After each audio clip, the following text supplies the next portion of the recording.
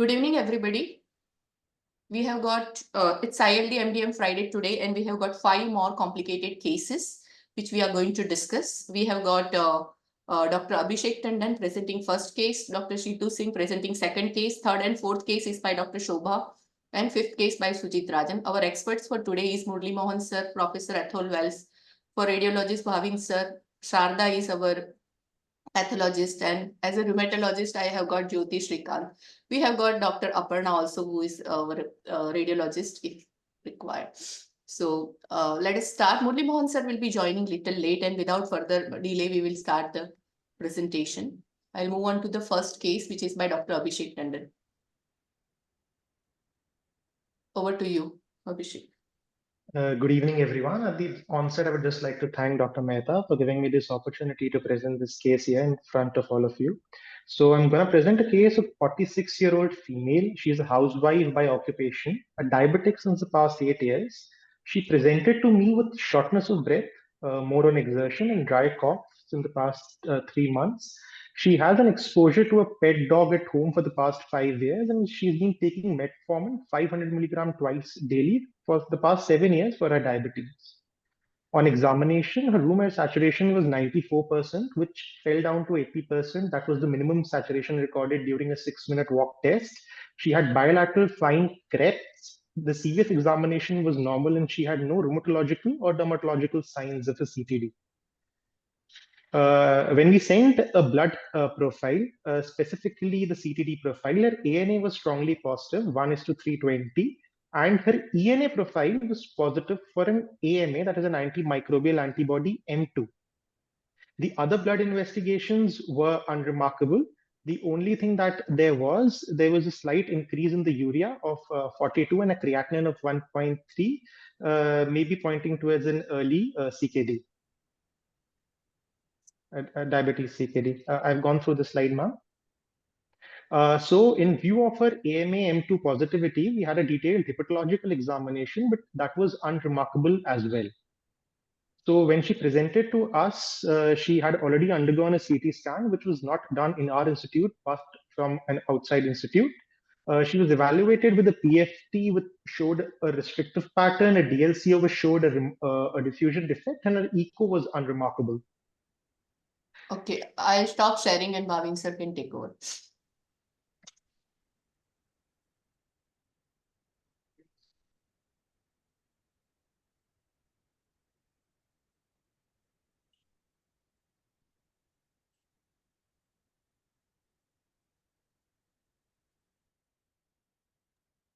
Okay, can you see the images? Yes, yes. Yeah, so starting from the top, we've got these reticular opacities that keep increasing as we keep going down towards the lower lobes.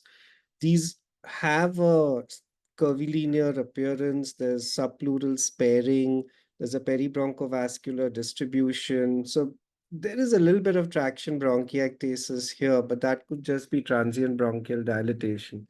So this is a pattern that we would typically ascribe or describe as an organizing pneumonia pattern. And if you see the coronal images, it's beautifully seen here as well. And if you see the soft tissue images, there's nothing significant as well. So basically, we're just seeing an organizing pneumonia pattern.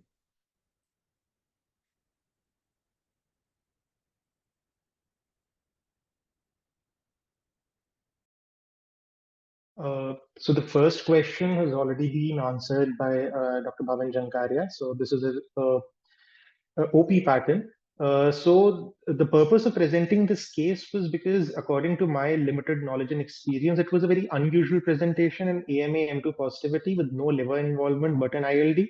The patient was refusing a CTBLB or a SLB. Just wanted to know what the next step forward could be in order to make a definitive diagnosis of this case.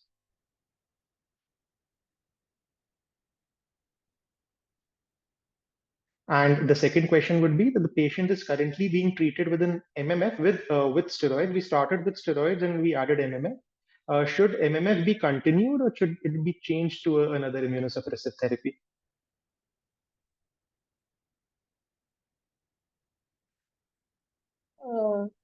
If I may see, you said the ANA was 1 in 320 positive. Yes. So the ANA of 1 in 80 or 1 in 160, we usually take as negative. 1 in 320 is a somewhat gray zone because 1 in 640 or 1 in 1280 would be definitely positive. So about 55% of 1 in 320 would turn out to be positive for some autoimmune disease, and about 45% would probably be negative. It may be true, and 55% may be a false positive. So that ANA thing is a little dicey here. And the ANA M2 is not only positive for primary biliary cirrhosis, we do see it in SLE, rheumatoid, and all that. But you have mentioned that clinically she has no features of any connective tissue disease. Yes. Considering, if we consider this ANA as being positive, and the CTC in SLE, it is very uncommon to develop an ILD. But Dr. Bhavin has said that this is an organizing pneumonia, which is very often seen with lupus. And she's, after all, a female. I think she was in her 40s or something. Yes, 46, yes. Yeah. So, female in her 40s was presented with organizing pneumonia, ANA positivity. So, I do not think you can discount it being something as an evolving lupus or something with this organizing pneumonia. In which case, your steroids with MMF would be the right direction to take. Thank you so much for your insights, ma'am.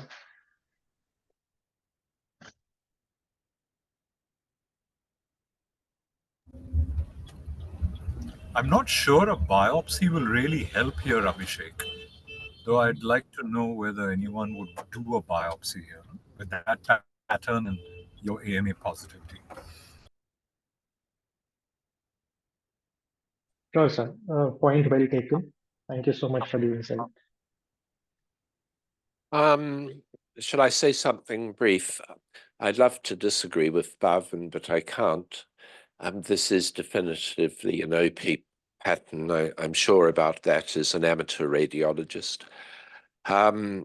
I do agree that I will give you an opportunity to disagree with me in the next couple of cases. Don't worry about it.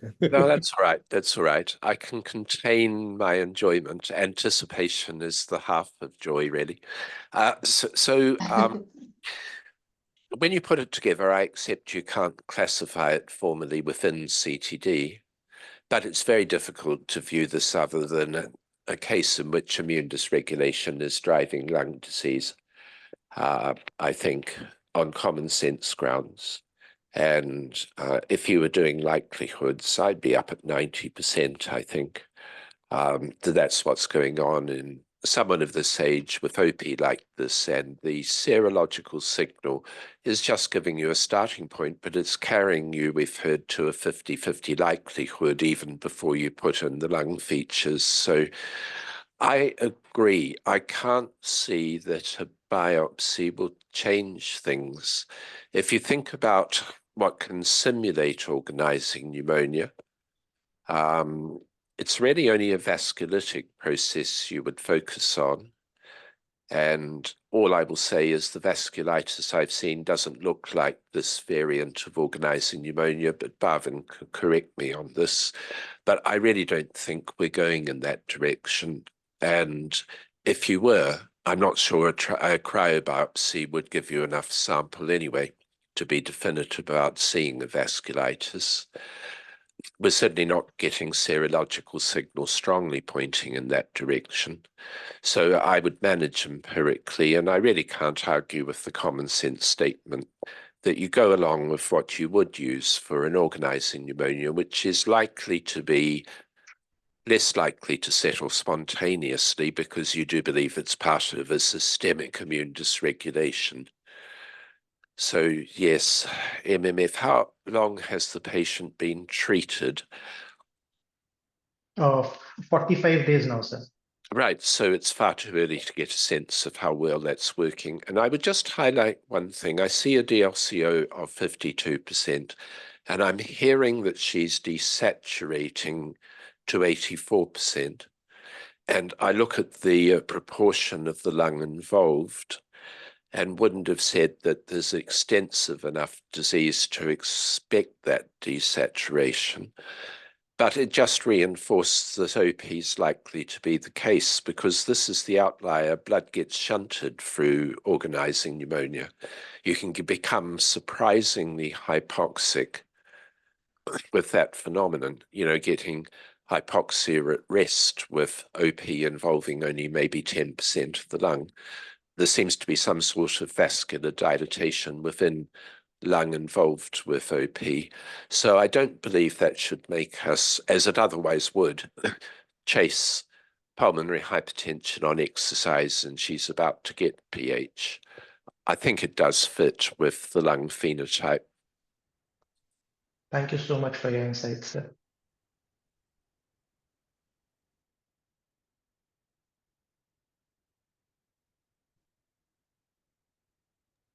But by the way, you want to see that hypoxia on exertion coming right as the OP responds to therapy.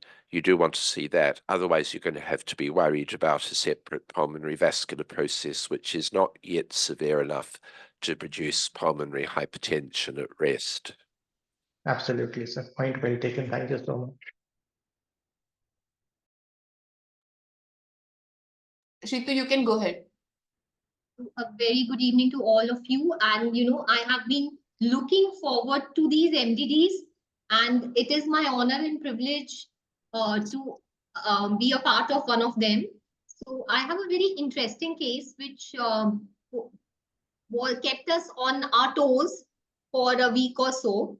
So this was a 43-year-old male with dry cough since 1.5 years, shortness of breath since again 1.5 years.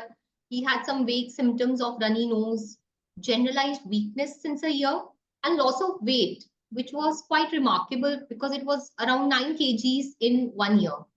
He had some symptoms suggestive of a gastroesophageal reflux, and rest everything was negative. No chest pain, wheeze, hemoxis. He denied any joint pains, difficulty in swallowing, discoloration of tips of fingers, non-smoker. And one thing remarkable was his exposure history, which was significant in the form of pigeons, feathers, droppings since 30 years. He had no similar family history. X-ray was already shown, which showed some reticulations, RA factor negative, ANA was 1:80, nuclear fine speckled. HP panel was positive for pigeons, 57.3, some desaturation on a 6-minute, and the FPC was 35%. So these were some of the previous scans, which I think Dr. Bhavin would be discussing, and let's have an insight from him. And I wish, sir, if you could present the earlier ones first, just... I want to do that. I think it always helps to start with the last one. So let's follow that, and we'll show the earlier ones in a little while. Okay, so that's the lung. And we're starting from the top. I'll just run through them very quickly. And then if we start going up, we're seeing reticular opacities. There is some in the right lower lobe, some subpleural involvement, but a lot of it is an axial distribution from the hilum to the periphery. There's a lot of upper mid-zone involvement. And here in the upper lobes, we can see that there's a lot of bronchocentric distribution. And you could argue that there are some fissural nodules here. There are some peribronchovascular nodules here. And that's just something to keep in mind. So if I were to see this as the first CT, I would say this is a non-UIP, non-IPF pattern. And then we would need to look for causes there, whether it's HP, sarcoid, etc. There is a PET CT as well, but that we will come to in a while. So as Shitu said, there are some earlier scans which we only have some images of. And in July 23, just a year before that, there isn't a lot of fibrosis. And what we are seeing are just these ill-defined centrilobular nodules, which we typically ascribe to non-fibrotic hypersensitivity pneumonitis. There are some expiratory scans showing lobular air trapping. And then we have these comparative slides from, June 24 on the right. There's a November 23 and a July 23 showing rapidly progressive fibrosis over 1 year, going from just ill-defined centrilobular nodules to the pattern that we have seen now. This is at the mid-zone or the carinal and slightly below level. And then these are two sets further lower down. And these, I assume, are expiratory images because we see a lot of lobular air trapping. So this is where we are, non-UIP, non-IPF pattern, looking like a non-fibrotic HP in July 23, but a lot of fibrosis and what also looks like fissural peribronchovascular nodularity or irregularity. The PET I think you have to shows... in the end. Just one request in the end, please. Sorry? Can we have it later on? Okay, that's fine. Absolutely.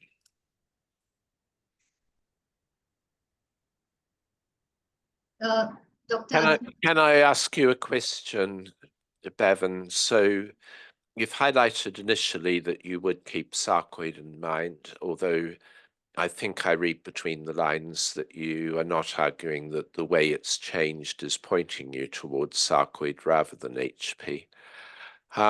It is unusual to be moving, if we feel it's more likely to be HP, from what we used to call subacute to what we used to call fibrotic, but these things do happen.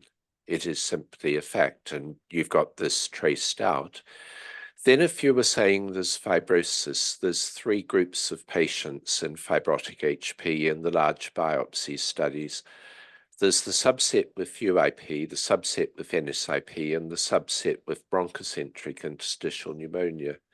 Now, I imagine that this might, if we do end up with this being HP, that we might be thinking more about the BIP subgroup. Yes. Yes. Right. Yes. Yes.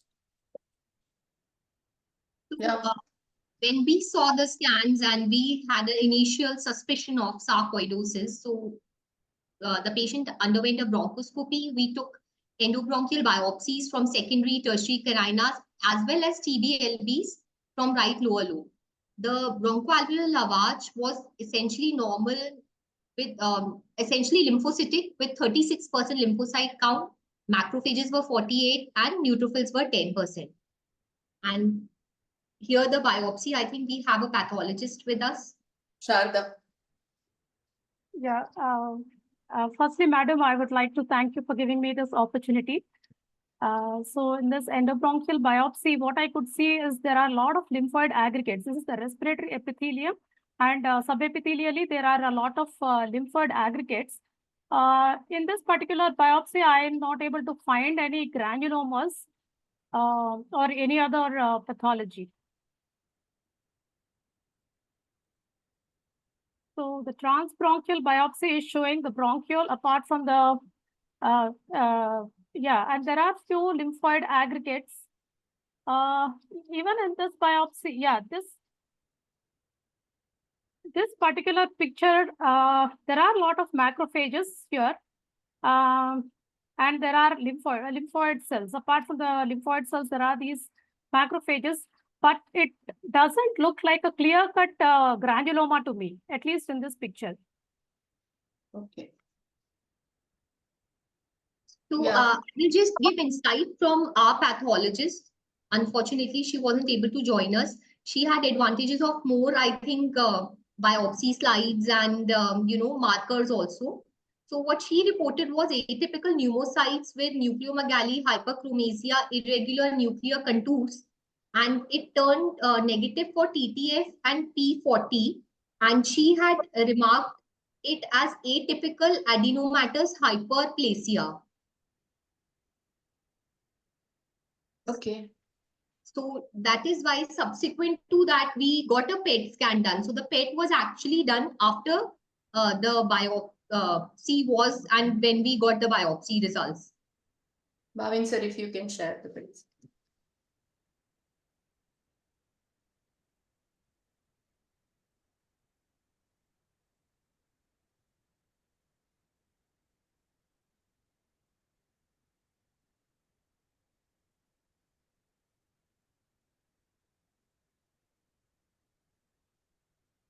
We can't hear you, sir. Are you muted? Yeah. Can you hear me now? Yeah. Okay, so you can see this enlarged subcarinal node with a little bit of activity. And I was trying to look at the earlier scans, and there seems to be an increase in the size of the nodes.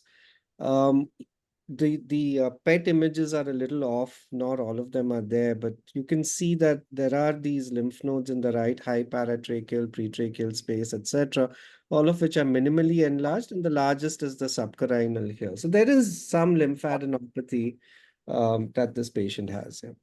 A little bit of activity within the lung lesions as well, especially the ones in the right lower lobe. But I am always wary of these issues unless we're suspecting a superadded complication, because you do get variable uptake on FDG in patients who have interstitial lung disease, and I haven't been able to figure out why that happens. So I'm not too sure what to make of this uptake here, unless we were suspecting a superadded bronchopneumonia or something like that. Can I just draw you out a little on that? So if we think that our hypothesis is a form of hypersensitivity pneumonitis, firstly, given there's inflammation within the lung, some reaction in mediastinal nodes would not be unexpected, would it? So some enlargement could be accepted as part of the ILD. And in a lot of those patients, you get systemic symptoms with hypersensitivity pneumonitis and sometimes some marginal serological abnormalities. You can get joint pain or myalgia in these cases. So you might not be surprised if there was some systemic inflammation as part of an HP. So if you take this aboard, do you think the PET scan changes the likelihood of HP downwards?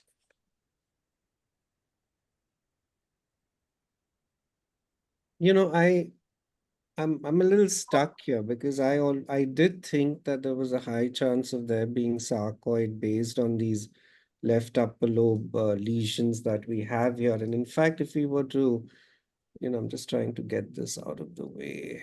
Yeah, if I were to see these in coronal, you really, these literally look Would it like be sarcoid. malignancy? Like what? No, malignancy where, but that doesn't make sense. I mean, the only malignancy that can behave like this could be an invasive mucinous adenocarcinoma, but Could it be that? Because that would have a low uptake on the PET as well.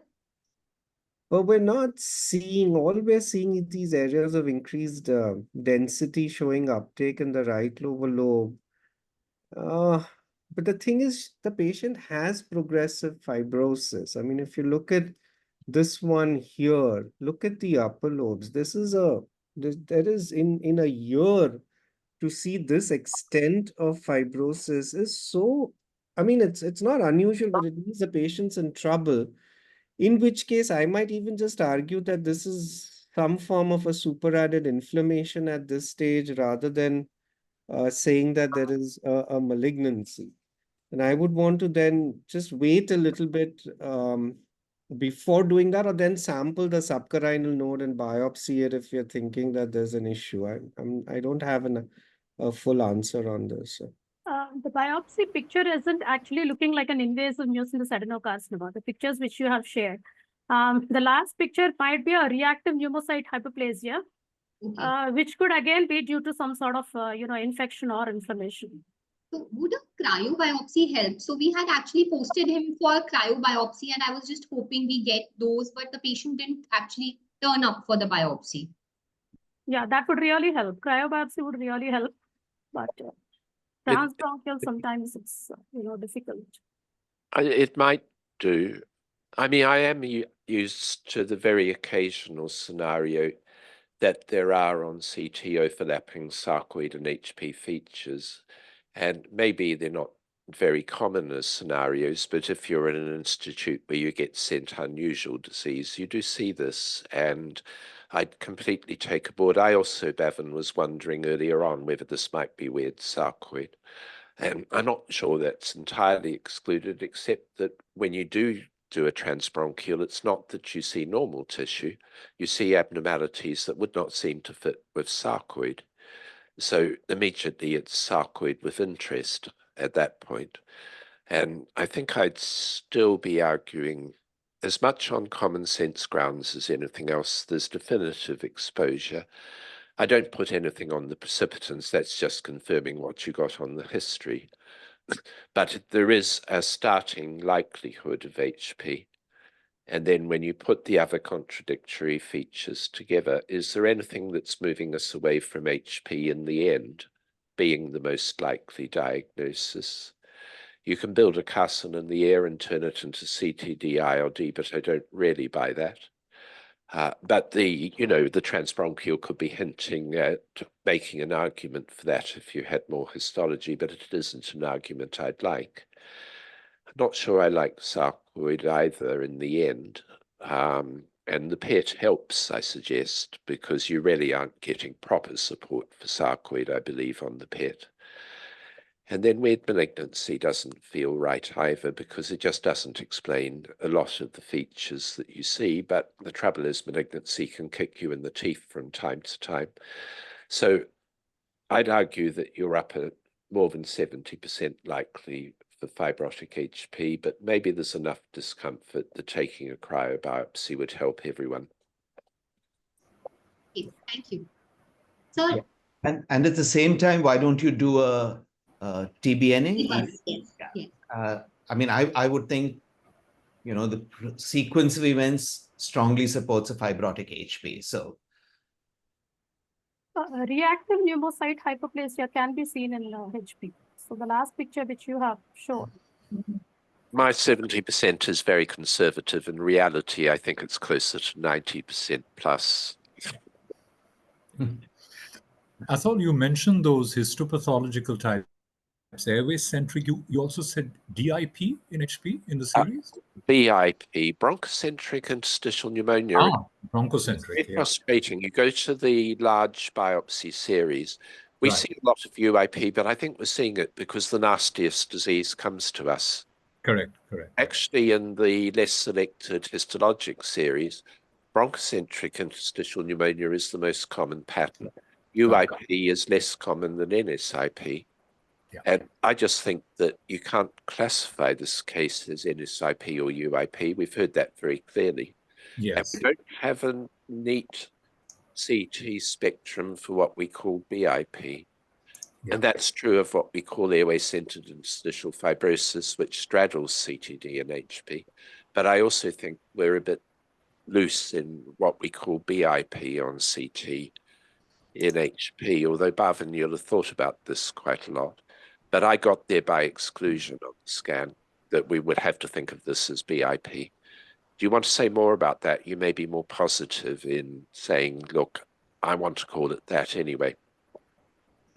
So when we see upper lobe bronchocentric fibrosis, that's what we are dealing with. And usually that is your diagnostic sign of it being fibrotic HP, because you get all the non-fibrotic stuff in the mid and lower zones, and then you have this very typical upper lobe bronchocentric fibrosis. You see it very well on the coronals. We're seeing it in this patient as well. The only thing that threw off was that you also saw fissural and peribronchovascular nodularity, but that can happen actually with any fibrosis that's airway centric, because you can get this little bit of perivascular and perifissural pulling because of the fibrosis that makes it look like there's nodularity. And it's in once you have fibrosis, it can be a little difficult to differentiate that from the nodularity of sarcoid. So I think we just go ahead with rapidly progressive fibrosis in a patient with HP. It's just that the rapidity of progression, I mean, it's very unusual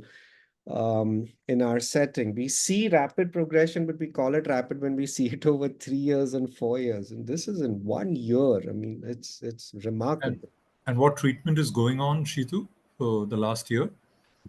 He was actually on some steroids on and off in Bikaner. Okay, on and off. This not patient regular. was on and off steroids. Yes. But with continued exposure. I think the evolution. the evolution of the CT scan, I think with the air trapping to start with, and then progression would go more in favor of a HP type of illness. Yeah. But with the last scans showing some peribronchiovascular, we were suspicious of sarcoid, and that's why I took the endobronchial biopsies. I think if you've got very intense exposure that's ongoing, I'm not so bothered about the rapidity of progression. Quite often we're deducing HP. It's not that it's in your face. And I think you'd go back to this case and actually see if there was really bad exposure. And it doesn't bother me that it's been there for 30 years and it has developed now. Various cofactors come along and co-sensitize the lungs to exposures, and it can happen after decades. So, Bhavan, my guess is this is about intensity that is ongoing. And it's the silo workers with HP who get the spectacular progression because it's a big load of antigen. Yeah. I guess there are secondary facilitators, like in the ILD registry also, air pollution we found was a facilitator. Then there are the viruses, and I guess we need to dig in more of the history about it. I think you got a reasonable transbronchial. I don't know. I wouldn't have probably put him up for a cryo, Shitu. And if he hasn't come, I think you have your answer. Well, I kind of agree with you, Sujit, in that you've got to tell the patient you're not quite certain. Yeah. I mean, I think we do have to still say that at the end of this. Correct. So it is that conversation, and then you're not quite certain what could it be. And one of the things you've got on your list is really weird malignancy. Yes. Could I bring myself to say that to the patient? I think I'd be kind of obliged to if it was that sort of conversation. Sure. So the patient's going to drive what you do. I agree.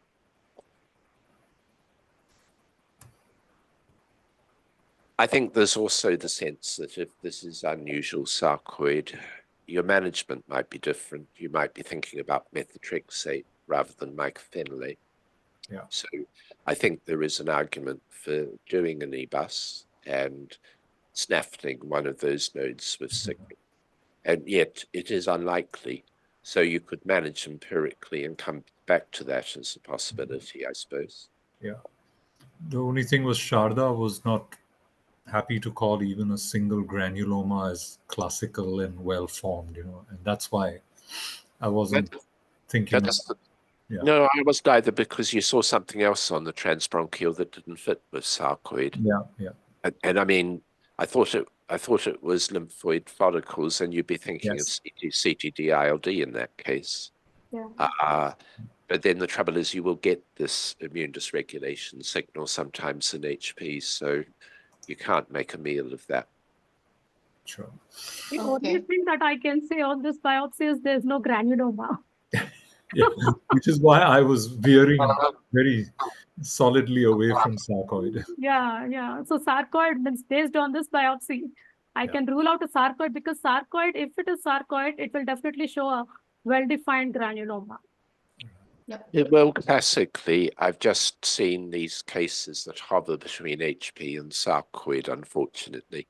But it is rare, and quite honestly, you're in the 10%, it's not fibrotic HP, and that's a fraction of 10%. So on common sense grounds, I do agree. Okay. Move to the next We'll case. move on to the third case. I invite Dr. Shobha Subramaniam, madam, to take over. Hello, good evening. I have got two interesting cases to come to in the last 1 month for discussion. The first one is a 73-year-old male. He is a retired accountant. His past history included systemic hypertension and cervical spondylosis. He was admitted elsewhere in the 3rd week of April with fever, cough, and shortness of breath since 2 weeks. An echo at that time showed moderate PAH, and CT scan, I think Dr. Bhavin will be discussing in detail. And the workup in that hospital showed an HP panel, Aspergillus specific IgG positive, Cladosporium herbarum positive. They did a CTD workup, which was all normal. And And they started treatment with small dose of steroids, and which was tapered to 4 milligram. And antifibrotics was also given, but he had intolerance to nintedanib, so changed to Perfinex. And he presented on the 1st of July to AIIMS for further care because there was worsening of dyspnea and he had persistent cough. So when I went through the history of exposure, there was no pet exposure, but he had a lot of interest in gardening and he was using cow dung as the manure at his rooftop garden. And there was a recent exposure to large amount of cow dung before it all started. His PFT showed a ratio of 84, FVC was reduced, DLCO was 32% predicted, and KCO was 47%. The most dramatic finding was 6-minute walk test showed he could walk only 120 meters, and there was desaturation from 91 to 75%, and he had very severe dyspnea. But the echo here did not show any PAH. Because there was rapid worsening of his condition, I did a myositis profile, even though the other CTD workup was negative. That also was not contributory. Yeah, so we can have the CT discussions.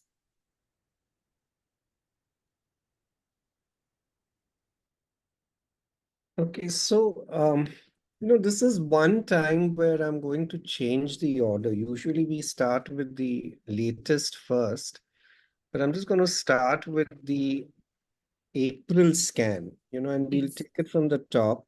I'm just running through it. We'll discuss it in a little while. So this is from the top to the bottom. Now, when we look at the basal images, we're seeing reticular opacities, traction bronchiectasis. This establishes that there's a fibrosing ILD. We've got some cysts. There's no actual honeycombing, but that's okay. And this almost looks like a probable UIP pattern, except that then as we start moving up, we see a lot of ground glass, in fact, tending towards a little consolidation here. Again, a lot of ground glass. Very patchy. Some of it is curvilinear here. Some of it is perivascular as well. And to me, if I had to say, I would say this is a fibrosing ILD UIP pattern with a super added complication representing an acute exacerbation or acute infection or something like that. So then we have the current scan, and now I'll run both of them together. Just 1 second. Just align them. And you can see that the fibrosing component is more or less the same. The pattern of so again, wherever there's fibrosis, it's fine. And then this pattern of ground glass, let me align this again, has changed. So some of the earlier ground glass has improved. There are new areas. There is some settling of the earlier pathology. So it's almost as if whatever was acute has partly resolved, but there are some new areas as well, etc. So my understanding would be that there is a underlying UIP, IPF kind of a situation. And then everything else that we're seeing is some form of an acute exacerbation / infection / inflammation, etc. I wouldn't put this as a non-UIP pattern. I would say this is more an acute problem of some sort, some superadded complication. One question, Bhavin. Pulmonary artery, is that enlarged or not? It's or marginal? Yeah, it's 24 actually. It's not, it looks like that. Yeah. It's 27, 24. Yeah, it's not. But sometimes you get just RPA, LPA dilatation rather than MPA. And if you look at the RPA, that's 22. So it is dilated. There is likely a pH component. RV is not dilated. I was really asking because a statement was made of pH at the start, unless I misunderstood, but the echo was said to be normal. The lung function might have driven you to pH with the KCO at 47, but it's a trap. 3 reasons. One that is not here is coexistent emphysema. pH certainly could give that profile, but whenever you have lung injury like this, it infiltrates without fibrosis, you can drag the DLCO down disproportionately. And so to me, you'd be going back to the lung function with regression of that component on CT to see where you stand. So I think I'd be in 2 minds about pH. Maybe we're going to hear that there is evidence for pH. But I think you could get that desaturation and that lung function profile just by having supervening subacute injury of the sort you're arguing for.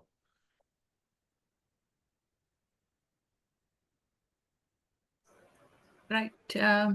So I started the patient on a course of 40 milligram prednisolone for the last 4 weeks because he was not ready for any biopsy, and he was desperate because he had severe desaturation on walking and had severe cough.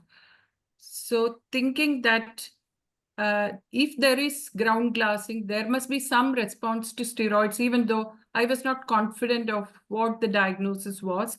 And 1 month later, that is today, he turned up in the OPD. His cough has completely resolved, and his 6-minute walk test, he could walk 360 meters without any problem. His desaturation has almost resolved, and his dyspnea has almost completely disappeared. Whereas the vital capacity and DLCO is still the same. That is, DLCO was around 30, vital capacity was around 70%. So I really don't know what the diagnosis is. Can we talk about the lung function first? I'm only stepping in because I started to develop a theme. So the VC will be about the IPF bit.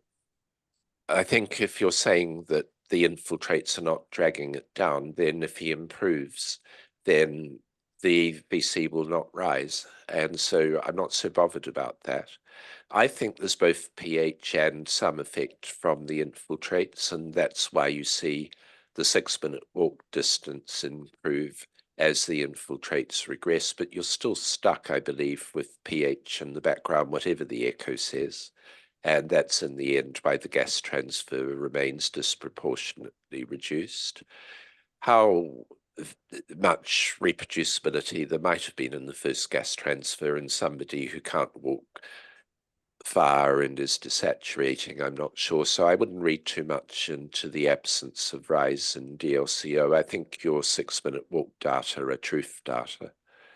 And you will have both pH and an effect on lung function of subacute injury, which can simulate pH, but I'm sure you've got both.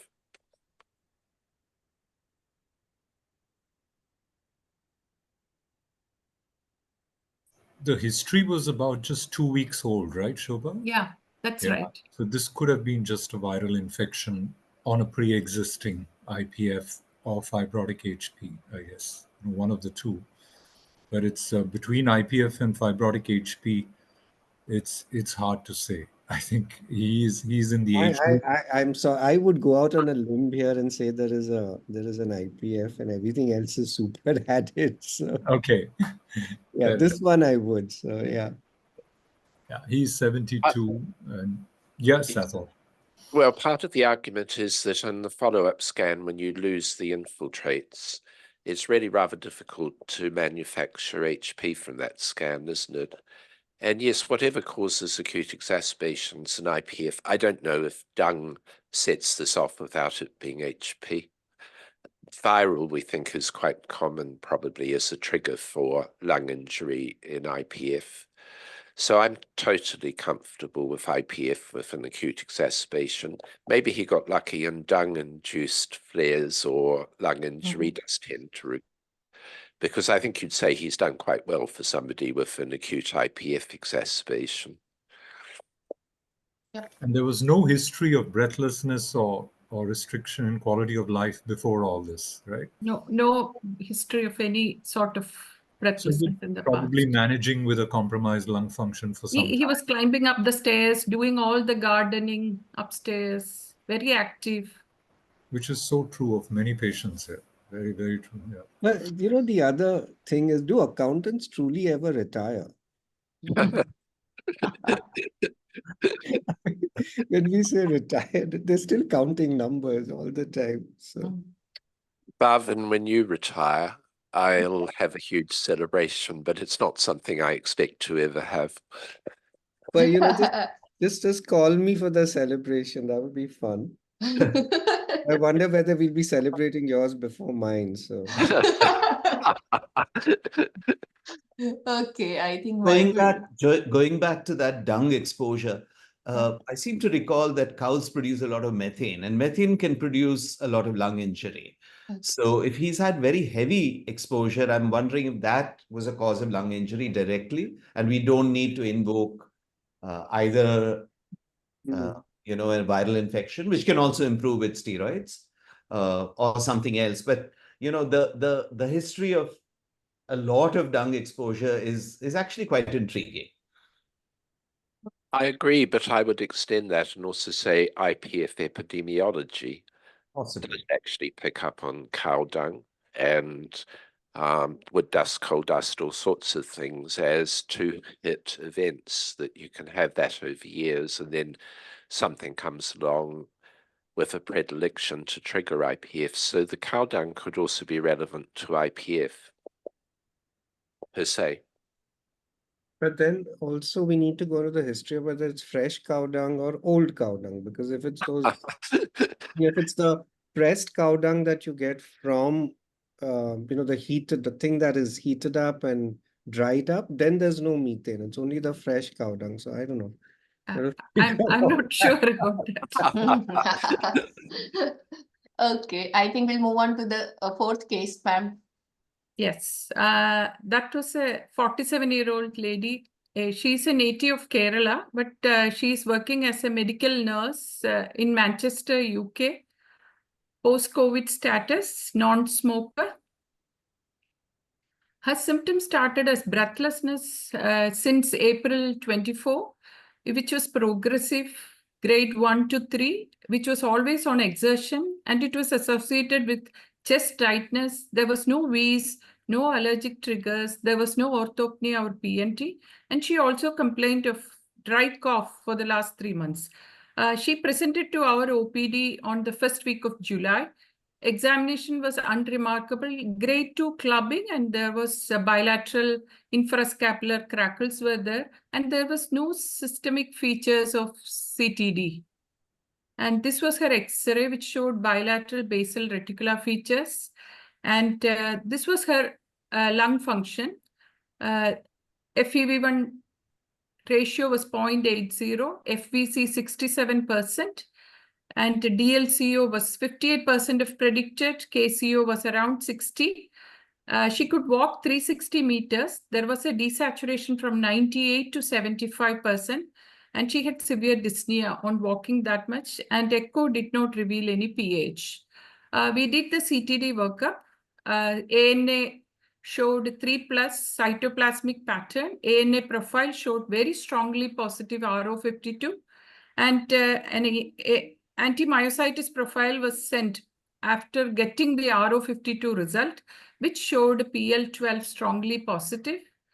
These are the biograms, and I think Jyoti madam can just put a word on this. Yeah, so I find that this is a youngish lady, somewhat short history, who's been positive for both RO52 and PL12. So it is very likely that RO52 is always associated with a very rapidly progressive ILD. So this lady is having a short history, but is showing a lot of desaturation. Of course, we have not gone into the scans or anything. But regarding, I think you also had a question regarding the anti-synthetase. So anti-synthetase syndrome, we have a lot of these antibodies which can be positive, including Jo1, PL12, PL7, and all that. And many of these, they are associated with things like Raynaud's or any features of myositis or mechanics hands and all that. But according to you in the clinical examination, there was nothing to suggest any of these things. Yeah. So, but anyway, with an anti-Rho52 positivity and a PL12, both are associated with rapidly progressive ILD. So, with this, and if you have the CT findings to suggest this sort of interstitial lung disease, then it would be an aggressive treatment that is required for this, so that you can reverse whatever is possible. Right. So if we just look at this again, I'll just run this from the top and get it to the bottom. And we have a bunch of, I mean, we have reticular opacities, lower lobes. We've got this hexagonal pattern. Most of it is peribronchovascular, a lot of curvilinear areas, associated ground glass. In fact, some areas tending towards consolidation with air bronchograms that you can see here. Lower lobe predominance. As we go to the upper lobes, we only see subtle areas of ground glass. So this is again almost like the first case of organizing pneumonia pattern. You could argue that this could be a mixed OP-NSIP. There are some features of NSIP here, but predominantly the predominant component is an OP pattern. And you can see the interlacing areas very well on the coronal images as well.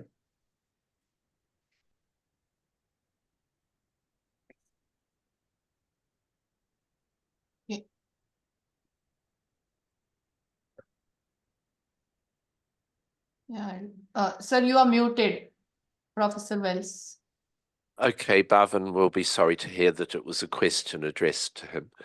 So if you were thinking about which phenotype within CTD and you were favoring an inflammatory myopathy phenotype, you would be thinking also potentially about small areas of subacute injury. And I wonder whether some of the ground glass is that component possibly. So you're thinking about an overlap between organizing pneumonia, NSIP, and subacute injury. Do you think that's a fair summary?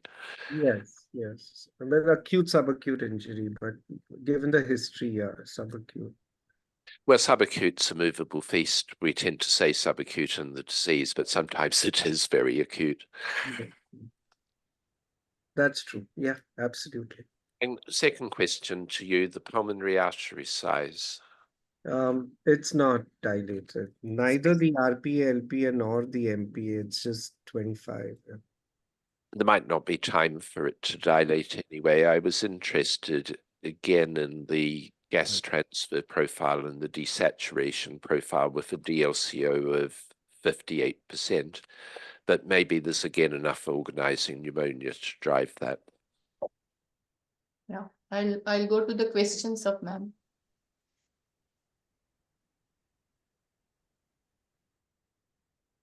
Madam, you muted? I can answer the first question, which is yes, it can be, but on CT, all we can say is that it's CTD, ILD, but I mean, there's nothing very specific about antisynthetase, though I think Devraj did talk about once the right middle lobe sign, but you can see it in other CTDs as well. So if it's rapidly progressive, that's when we start saying that it could be antisynthetase, because some of them in 3 months can go from completely off, but we have just a single CT time point. So yes, it's compatible with. Yeah.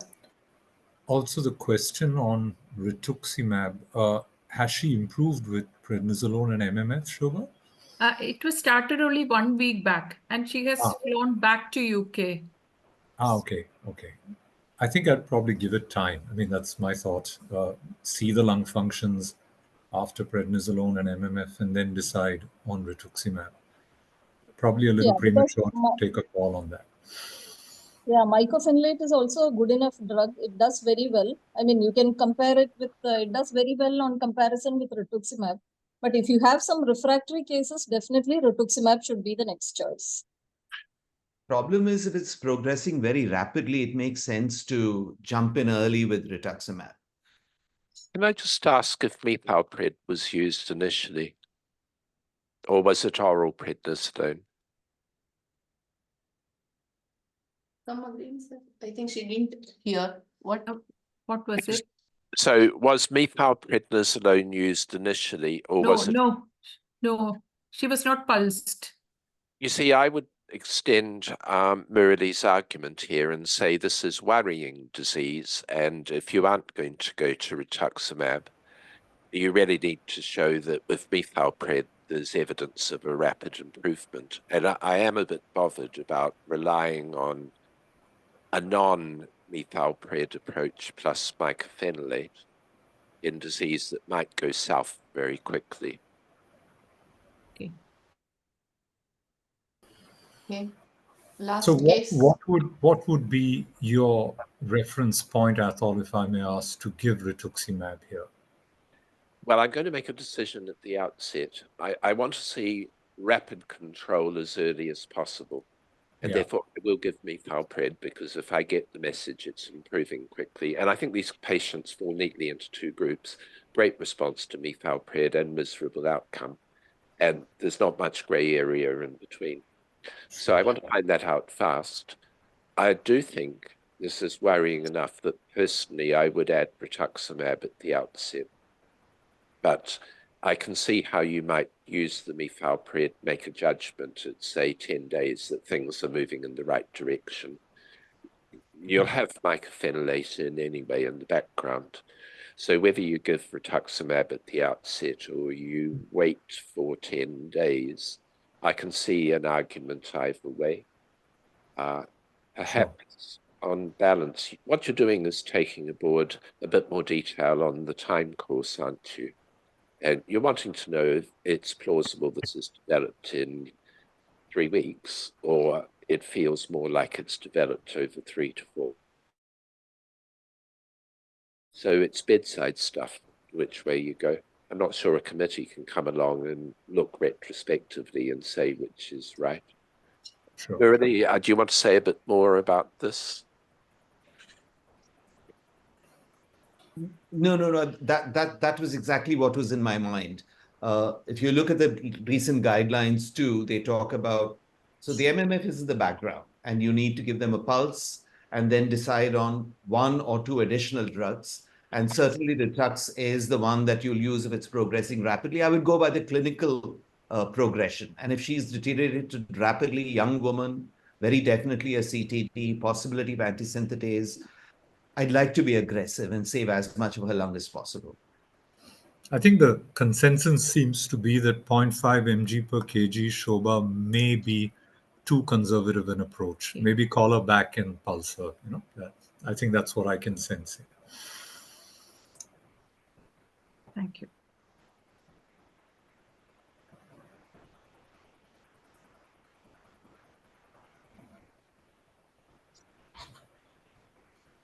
So, yeah, this is the last case. This gentleman has come to me after, a long time. He's 70 years old, has a tea business in Kolkata, but now lives in Mumbai for the last 20 years. Never smoker. In childhood, he was diagnosed as asthma, but 10 years ago, he was diagnosed as ILD, but insists he was asymptomatic then. He has, unfortunately, none of those old scans, complains of increased breathlessness for the last 6 years, not non-progressive.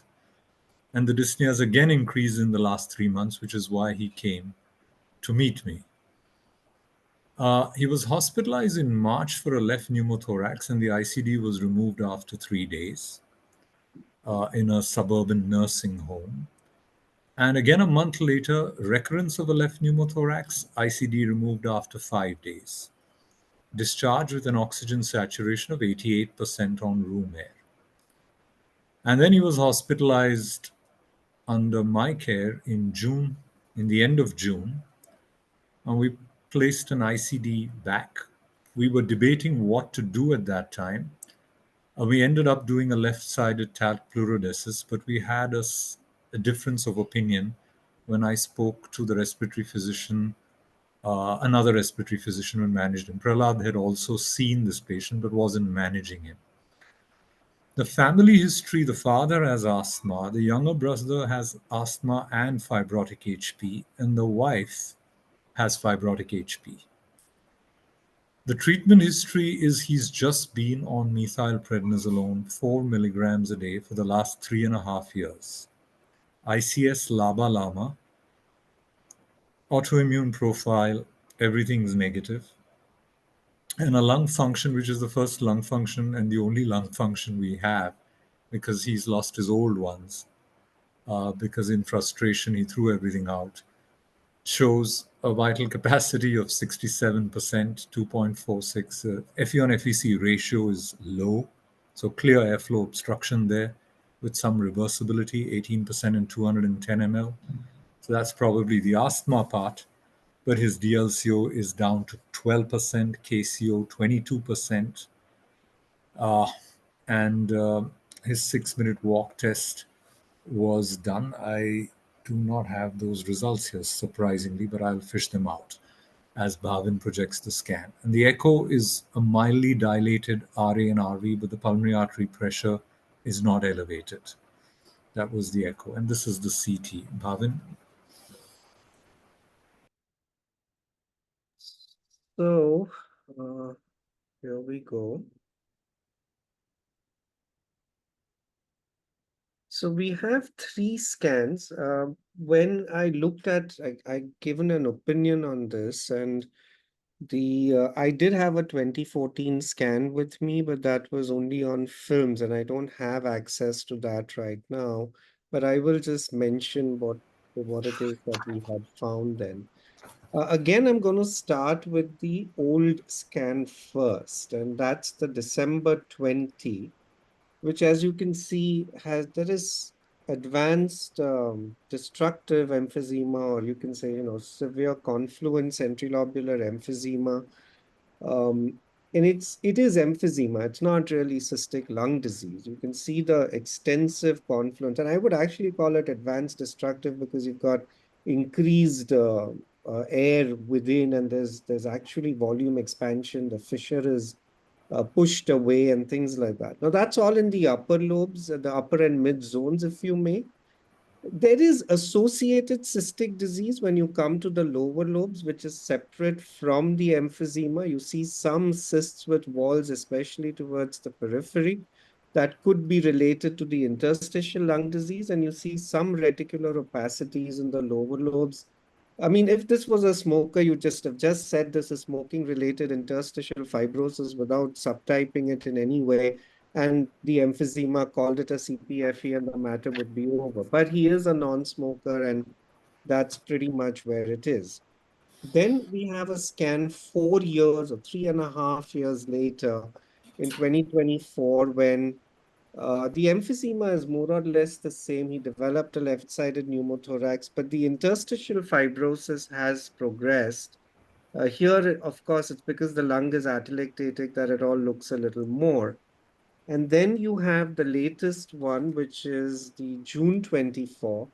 And the June 24 scan shows the emphysema is more or less the same. The cysts are fine, but the interstitial fibrosis is progressing. So if you put all of them together, and if you specifically look at the June 24 compared to December 20, and you know what, I could just get rid of this one here, then you'll see that the fibrosis has progressed to some extent in 4 years. And my notes say that the emphysema progressed quite a bit from 2014 to 2020.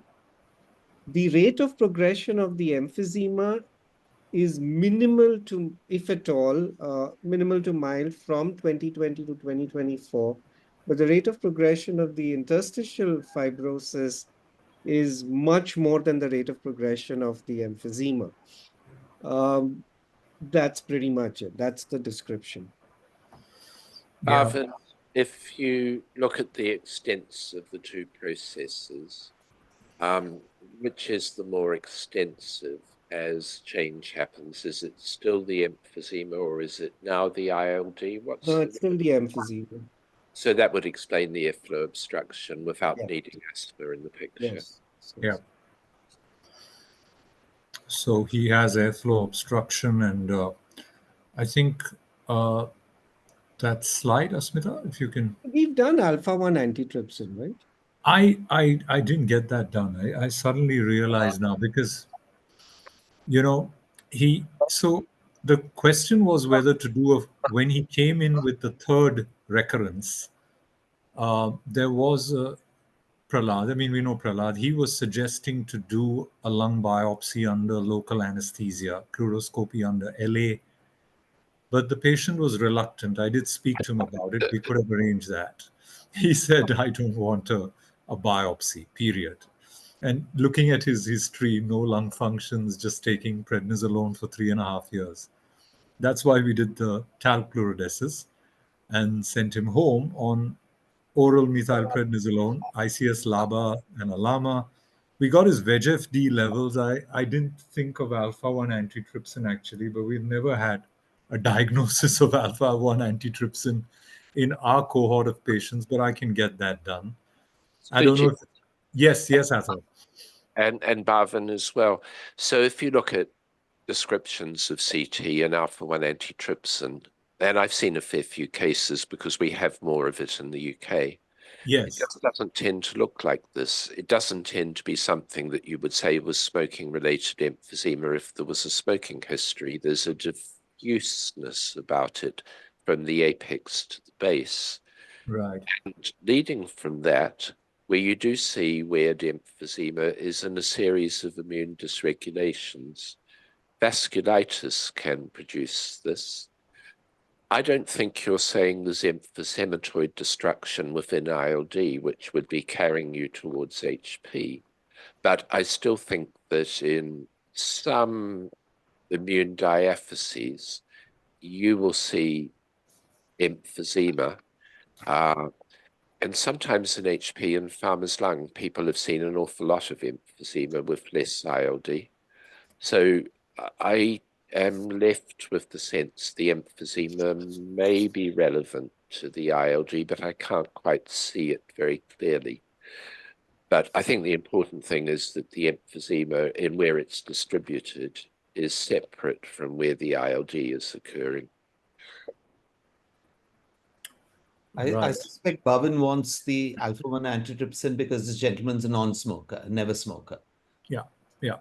But what Athol said is right. I mean, in our population, alpha-1 antitrypsin is pretty rare to non-existent. Also, the pattern is a panlobular emphysema, which he doesn't have.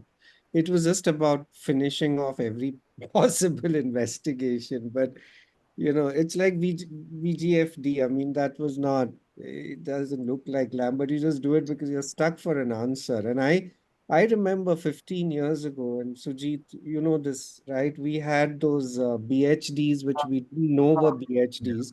Yeah. I even sent them to Tom Hartman at the Mayo Clinic. He's a good friend. And he had that time, even they didn't know, and they used to call them idiopathic cystic disease. And then the whole chain started. And so I'm just wondering if there are other diseases that we have because our mind is not used to thinking about, that we're not diagnosing them. And but I can't think of a name. I mean, I can't think of anything that we haven't looked at. So that was the whole thing. So the this doesn't fit into BHD, right, Bhavin? No. It's not cystic disease, it's emphysema. And that's the whole problem. What is the cause of the emphysema? And he's got pretty preserved lung volumes, 92% predicted TLC. And Which fits with CPFE, doesn't it? Well, it does, but you'd expect the fibrosis and the emphysema to be more admixed. And then you start to wonder if there's subliminal ILD in reality that is more widespread. But I do agree with Bhav and Sujit, you saying you measure the alpha-1 antitrypsin for this reason alone. Whatever this is unusual. Therefore, you should not use the unusual argument not to do tests. And who knows, you might have an alpha-1 antitrypsin deficiency, and then you're layering into that another trigger that actually drives you to a non-alpha-1 antitrypsin emphysema phenotype. It's possible. So, I'm just sharing the wife's scan. And Sujit, I didn't know, right, that this was the wife's scan until the moment. Yeah. So his wife's scan is also interesting. Yeah. Look at this. So she's got a classic fibrotic HP. Yeah. That you can see here. It's very different from what the husband has. But I'm just Yes. wondering if both of them are exposed to a certain trigger that is causing this. And the wife has pH. I mean, look at the MPA. It's like a good 33 millimeters. Her RV is mildly dilated. And this is two people living under the same roof. Both And have the sun. lung Yeah, disease. and the sun has HP as well. Have we scanned the sun No, also? you haven't scanned. This is the history I got. I have not yet seen the sun. So it is possible that at least from the son's perspective, and you said there were brothers who had something, and Asthma. huh? Asthma. Yeah. So the maybe that asthma is not just asthma, right? So maybe Yeah. there's a genetic component to all of that. The wife would be a separate story, but Sure. there is this theory of horizontal transmission of genetic issues as well. No, there is. So, Since we're indulging everything that's unlikely, would you mind bringing up the scan again? So we're saying that HP is the thing you can miss on CT.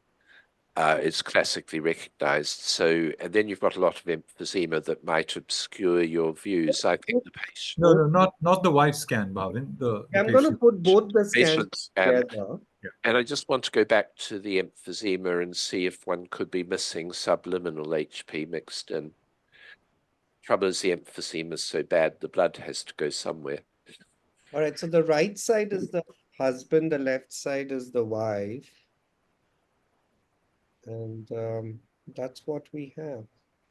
Yeah, the trouble is you would like to see some increased density for HP, but when emphysema is as bad as that, the blood has to go somewhere. So you will get some increased density just by having emphysema like that in the lung that isn't emphysematous. So it could blind you to subtle density change that is HP, possibly. Yeah. You also see fatter vessels in the lower lobes, isn't it? Because you have thinning of the vessels where the emphysema is, and then that increased blood supply into the lower lobes. So that part is there anyway. My one question is, my final question on this patient was, should we give him antifibrotics at all? He is oxygen dependent. And I really don't know what else to offer him, but I'm just wondering whether will it further compromise his quality of life, because he's quite happy without it also. It depends on his values, doesn't it? Because you are saying that he's on a precipice and there's some worsening of ILD, so further worsening will carry him over the edge. I think now he's quite happy, Athol, that the tube is out, the pleurodesis is done. He's happy to just sit at home with a liter oxygen. He is not fond of physio and exercise, so he's not going to do any of that.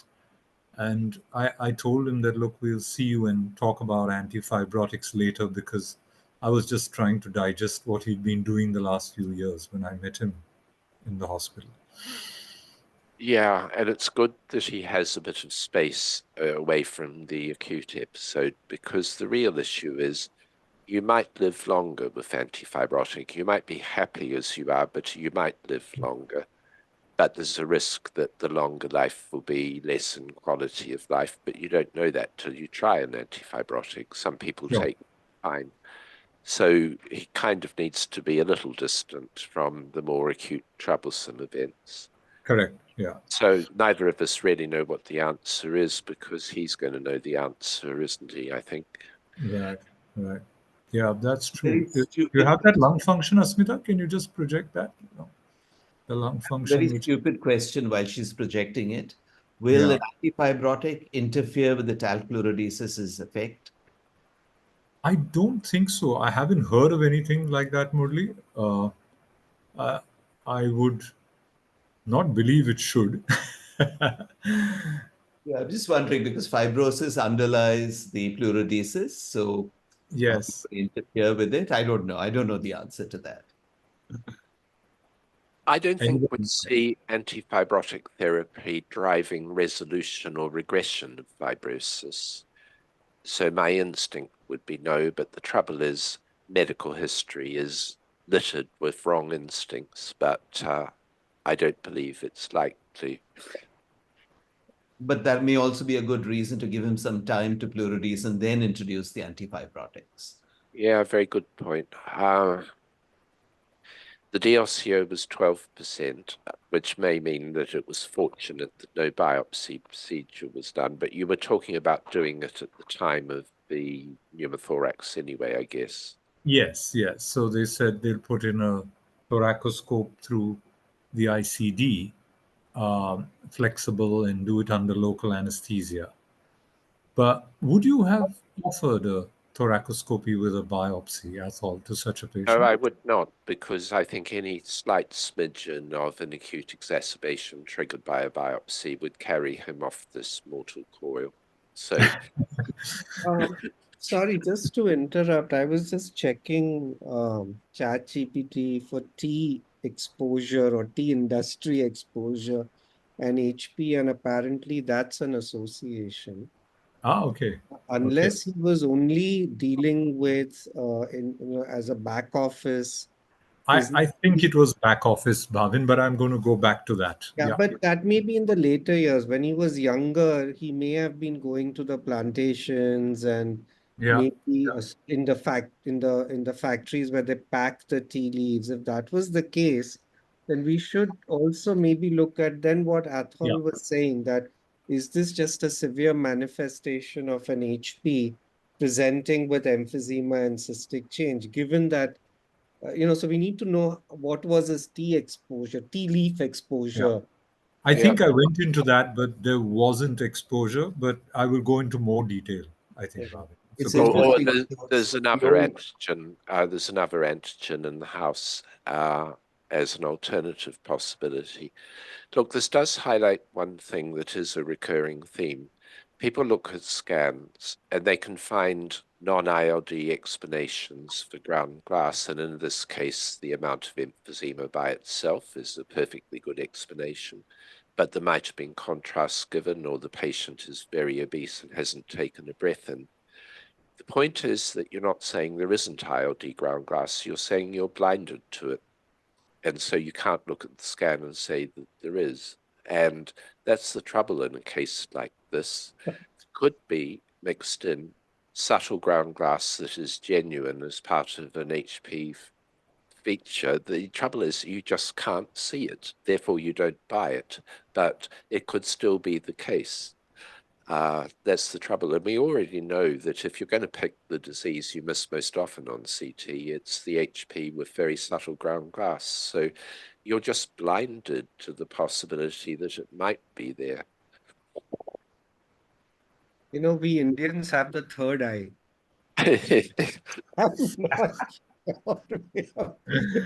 Blinded. Sixth sense, isn't it? Sixth sense is, yeah, but third eye is our Shiva's third eye. Yeah, I'm trying to look at the 2014 scan. The 2014 scan the patient has on films. And you know what Athol said, it's maybe, I've seen my notes, I've not seen ground glass, but maybe it's worthwhile going back to an earlier scan to see if it was there when everything was a little less, because the less the cystic change, the more is it, or the easier it would be to appreciate that. So, Sujit, if ever he's coming back, could you ask him to just get the 2014 scan and drop it in? Because we I will. pictures of those. I was just looking at my EHR. I don't have that with me, so. Unless he's floated it down the Hooghly. Yeah, he is angry. This was just a month ago, so 2 months ago. So I don't think he's left Mumbai. He's very much in Mumbai.